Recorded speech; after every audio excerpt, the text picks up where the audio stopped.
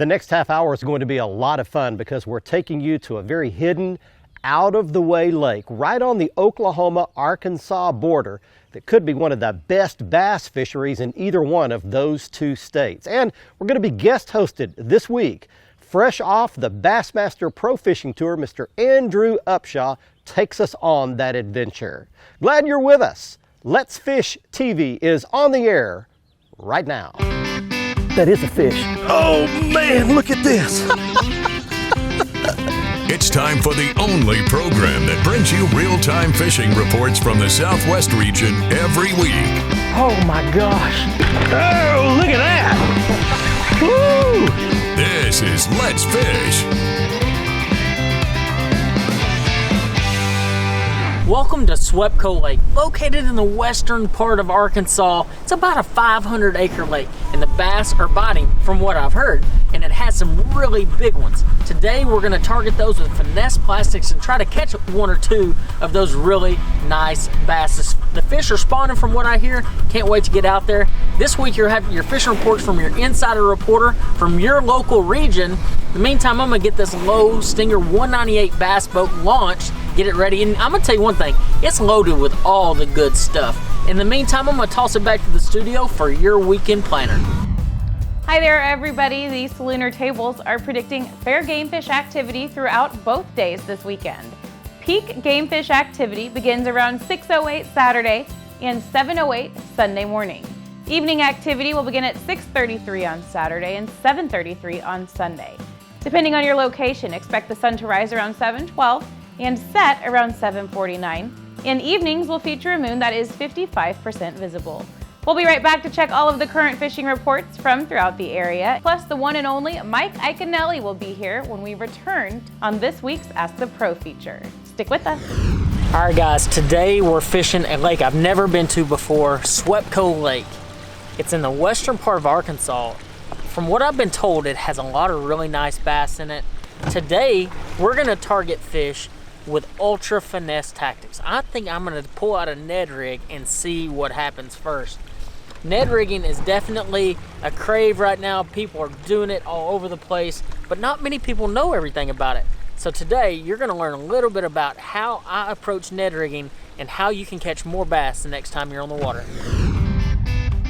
Let's Fish TV is proudly backed by Mercury, Go Boldly, Lowrance, America's #1 fish finder, Gulf Shores and Orange Beach, Alabama. Get our free fishing guide at orangebeach.com. Motor Guides Tour Pro with GPS anchor. The tour is back. Blazer, high-performance boats for high-performance anglers. There we go. That's a nice one there, guys. Just a nice bass. This is a female here.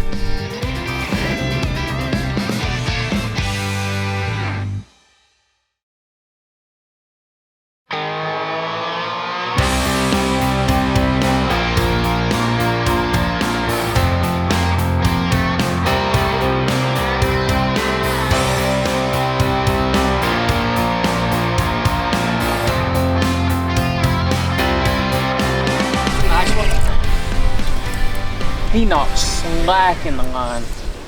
He hit that thing so hard. I haven't even seen this fish yet.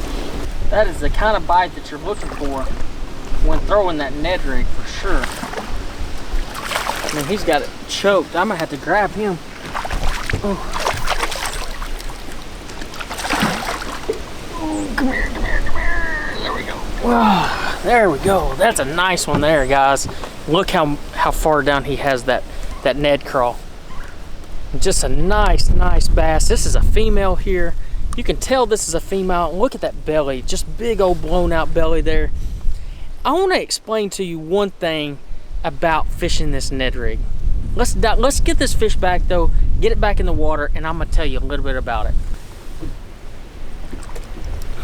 When I'm targeting bass that are getting ready to spawn or are spawning, there's a couple of key things that I'm looking for. First and foremost, what does the bank look like and how far back in cover can I get? So the way that SWEPCO lays out, it's a long skinny lake, has a big power plant on one end, a cold water discharge on the other, and there's these little bitty finger pockets. Well, the thing is early in the year, February, March, those fish are gonna spawn in the pockets. So go back in those pockets, get around laydowns, get around cut banks, or even transition banks. So what I mean by transition banks are where the rock goes from big to small rock. That's one thing. The other thing I look for is places that are completely protected from the conditions. So right here in this particular pocket, as you can tell, it's very calm. The main lake is rolling pretty good right now with a lot of wind.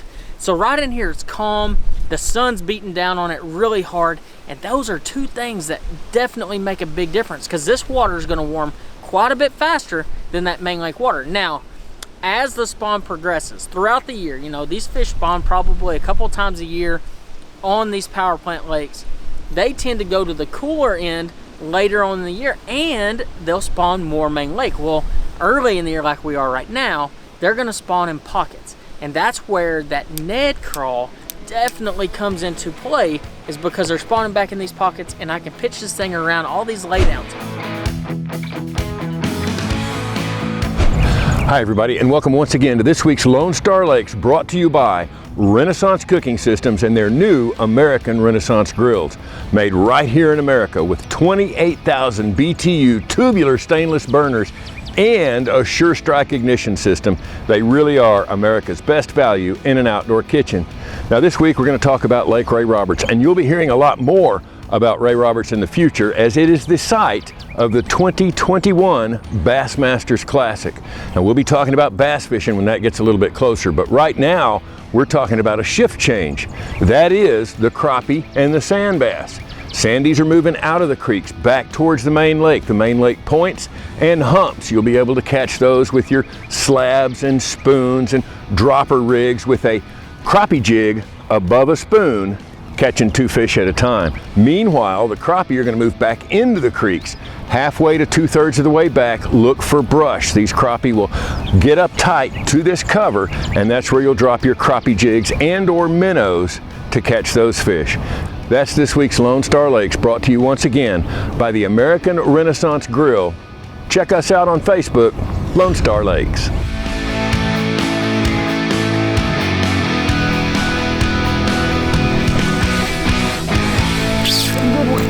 Oh my gosh.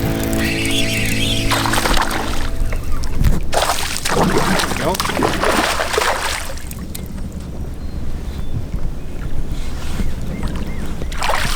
Ooh, there's a nice one right there. We're here on SWEPCO Lake here in western Arkansas, catching some nice bass on a power plant lake.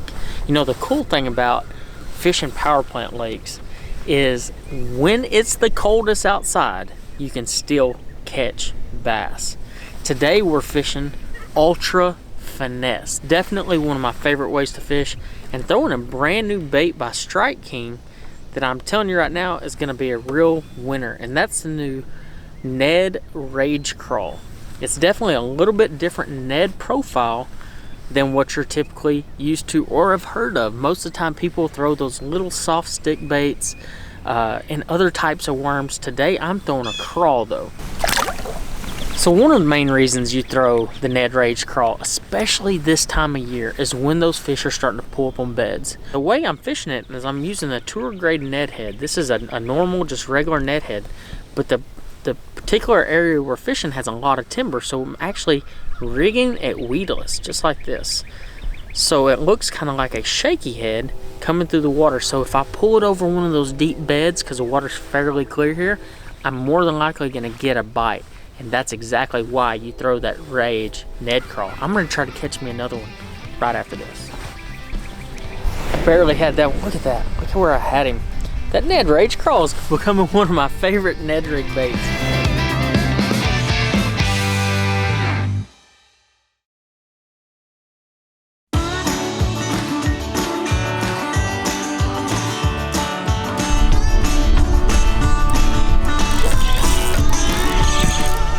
This is a nice one.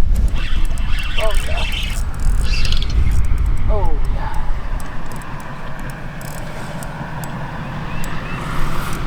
Ooh. Another nice little bass here. They're all like carbon copies. I barely had that one. Look at that. Look at where I had him. That Ned Rage Crawl is becoming one of my favorite Ned rig baits. Guys, everybody out there is talking about Ned rigs. Ned rigs are absolutely becoming one of the fan favorites of just going fishing and catching bass. I promise you one thing, guys, you can go out there with a Ned rig with just about any kind of plastic you want, and you're gonna get bites. On days like today, it's even better. We're post-frontal. We're getting into kind of a warming trend. When you have post-frontal conditions, you want to go Ultra Finesse. Ultra Finesse is a great way to generate bites. I don't care if you're on a pond, a lake, a river, you're gonna be able to get bites. So one of the biggest questions I always get asked is how to get a kid introduced into bass fishing. One of the best ways to do is to get them a Ned rig. I know it sounds super simple, guys, but like that little piece of plastic right there is gonna generate you more and more bites than just about any other bait that you can throw, and they're very easy to fish. So I'm gonna show you real quick how to fish this bait. So basically all you do is once you rig it up, you cast it out there. This is a tried and true method of mine. You cast it out there, you let it go to the bottom, and the line's dropping now. You know it goes to the bottom when the line goes slack, and that's one benefit of that yellow braid. And then all you do is you pick up and you drag the rod tip very slowly and keep that bait tight. So you're dragging it, you wanna feel everything that's down there. You wanna feel if there's rocks, if you're in brush, whatever it may be. And when you get in brush, you hold it still and you kind of shake it a little bit. I'm in a little brush right there. I actually had one ticket. It might have been like a bluegill, but that's the thing. You're gonna get a lot of bites with this rig, and that is one great way of getting a kid into bass fishing. Hi everyone, Captain Greg Verm here bringing you this week's Upper Texas Coastal Fishing Report. Hey, let's start down in Freeport, Texas. Springtime fishing is underway and water temps have reached up into the 70s just this week. For those wanting to get in on the spring flounder run, hey, it's happening right now. The San Luis Pass is the place to be. For those wanting to use live bait, hey, Carolina rig your live shrimp or live finger mullet along the guts around Bird Island. For speckled trout and redfish, hey, Bass Drop and Christmas Bay is full up. Concentrate on your deeper oyster reefs in 4 to 6 foot of water. Now let's move up to Galveston and talk sheepshead, aka bay snapper. Hey, they're loaded up on both the north and south jetties. Live shrimp, free-lined along the rocks, is working best. Now remember, if you want to come fishing in Galveston or Freeport, inshore or offshore, get in on some big fish action, and remember, red snapper season opens June 1st. Hey, give me a call, check out our websites. I'd love to have you aboard. I'm Captain Greg Verm, and I'll see you next week. Friends, Captain Kevin Broussard here with your Let's Fish report. Tell you what, springtime, right now, the fishing's on fire. I got a pretty good bass right here, look at this. I know y'all used to me saltwater fishing, but I'll tell you what, look at that right there. Anyway, what I want to talk to you about, springtime bass fishing right now. Lake Caddo's doing great, spinnerbaits, traps, up shallow, Texas rig, Toledo Bend, same thing. White perch, anywhere from about 6 to 12 feet of water, little tube jigs, lots of crappie. Saltwater fishing, talk to old Bill Lake down in Houma. Tell you what, he's catching lots of fish, speckled trout and redfish, and all along the Gulf Coast. The main thing is it's getting springtime, the weather's warming up, it's time to get back out on the water. Says Captain Kevin Broussard saying, let's fish and may God bless. Let's Fish TV is proudly backed by Academy Sports and Outdoors. Have fun out there. Power Pole, Total Boat Control. Visit Mississippi. Good times are close by. Low Boats, 50 years of boating craftsmanship. Balls Out, made in the USA. Heavy duty mounts for your fish finders. That is what I'm talking about right there. Made a little change up on the bait. Some nice bass right there.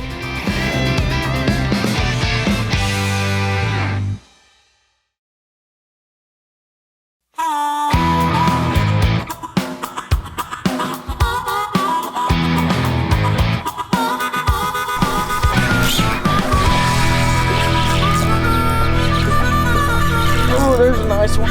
Oh, get him out of the trees. Oh, there we go. Another one on the nade. great Ned crawl. Ooh, there we go. Check that one out. That's a nice one. Like hooked right in the top of the mouth. Look at that. That's exactly how you want your bait hooked in a fish's mouth. Right there in the top of the mouth. I mean, the perfect spot. I mean, it's right in the bone. And I'm telling you one thing, guys, I really think a lot of it has to do with this Ned head and the design of this hook. Let's go ahead and get this little nice fish back. It's a buck bass, and I'm gonna explain a little bit about that too here in just a minute. All right, so here is the Ned head that I'm using. This is a tour grade Ned head by Strike King. As you can tell, it has a flat top and a very interesting shape of a hook here. And that is one of the, I think it's a key feature of this jig head. You know, it's a very thin wire hook, has a keeper here, but I'm gonna show you exactly how to rig this thing weedless to make it work for you. So you just go in about, you know, 1/4 of an inch into the body, just like so, and you push it past the barb and you twist your hook. So this hook is actually designed to be, to fish open hook, but you can actually make it weedless, just like that. And that's exactly why that hook is so effective. As you can tell, it hides up next to the body, but the point is not even with the eye. So whenever you hook these fish, it's gonna pop right through there and hook them just like that. And it's gonna hook them perfectly right there in the top of the mouth. Hey, as you can probably tell from looking behind me here, the water level at Lake Foss is down about 3 feet right now. But you know what? That doesn't bother me much this time of year. In fact, it can work to your advantage. Now, this lake is best known for its hybrid, its crappie, and its walleye. And this time of year, those 3 species are on the move, and you can use that to catch them in a variety of different ways. Now, Foss has a nice fishing area there at the marina that you can take advantage of. And then as far as those hybrids, they're going to be constantly on the move around the different areas. The walleye, I would look for them on the points. Jigs and minnows are great options for all 3 species, and of course those live earthworms, big night crawlers are a great option for walleye. Lake Foss, check it out the next couple of weeks. Water's not low at Arbuckle, and you'll see here that Dean Harvey caught his personal best, this beautiful 9.5 pounder, just a few days ago on a Ned rig, 4 foot of water, but close to 50 feet deep. Now, he said those fish are starting to move in shallower on Lake Arbuckle, and you can catch some nice fish at that lake.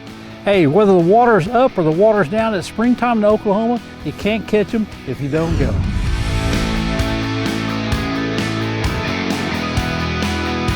Oh, there we go. That's a big hit as soon as I went to hop it up again. Oh man, dude, this feels like a really big one. Holy cow. Oh, it's so loud. That's such a loud. Oh, there we go. Heck yes, that is what I'm talking about right there. Made a little change up on the bait. Weren't quite catching the big ones like I was wanting to. Switched to that Ned Ocho, just like that. Rigged weedless the same way. It's a nice bass right there. That is what you're gonna find at SWEPCO. It's full of really nice bass. That's a really good one there. I'm gonna get this fish back real quick. All right, baby, go ahead. Oh, there she goes. All right, guys, real quick, I want to talk to you about color. Picking the right color for your Ned rig plastic is extremely important. Most of the time, I'm not a big color nut, but when it comes to Ned rigs, I absolutely think it makes a difference. I keep mine between 4 basic colors. Green pumpkin is the obvious choice when I feel like the fish are spawning, or if the water is decently clear. If the water is really clear, that's when I switch it up. I actually go to a watermelon red like this, or a more shad color when that water is really clear. Now, if the water is dirty, that's when I switch it up to maybe red bug or morning dawn, that pink purple color. Those 3 or 4 colors are definitely gonna help you the next time you're trying to pick the right color of Ned rig plastic when you're on the water. And that goes for any style plastic that you have. Whether it's the Ned Ocho, the Ned Crawl, the Ned Creature, it doesn't matter. Just try that Ned Science that I have. I'm gonna call it my Ned Science, guys, okay? So when you're out there and you're trying to pick the right color, Follow that tutorial and it will absolutely help you put more bass in the boat. Watch our latest episode or catch up on past episodes on our website at letsfishtv.com. Be sure to hit the subscribe button on our YouTube channel, like us on Facebook, and follow us on Twitter for new fishing videos every day. And download the free Waypoint TV app to get all the latest episodes every week on your phone, tablet, computer, or smart TV.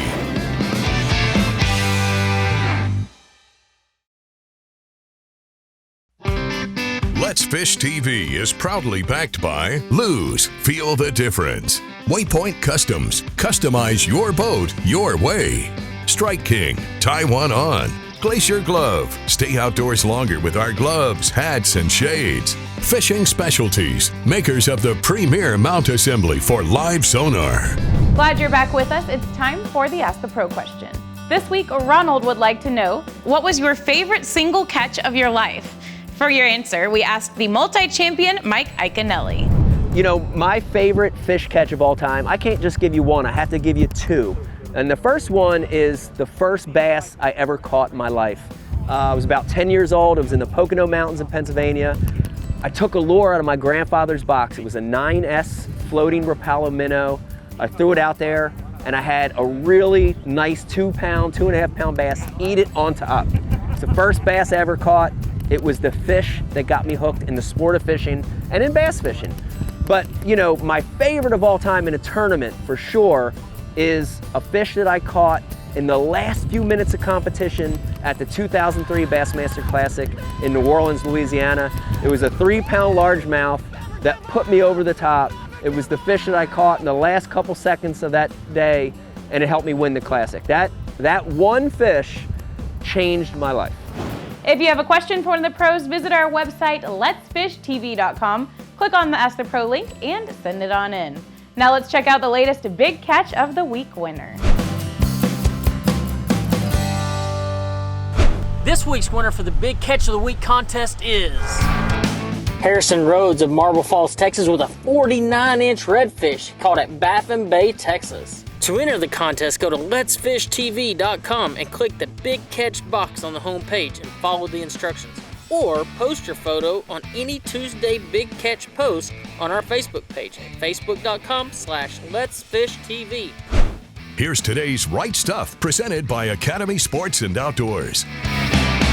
Today on SWEPCO Lake, we're using a couple of different baits to catch our bass, namely Ned rig plastics. And we weren't just fishing them traditional, we were fishing them weedless. Right here I was catching them on a Ned Ocho and green pumpkin.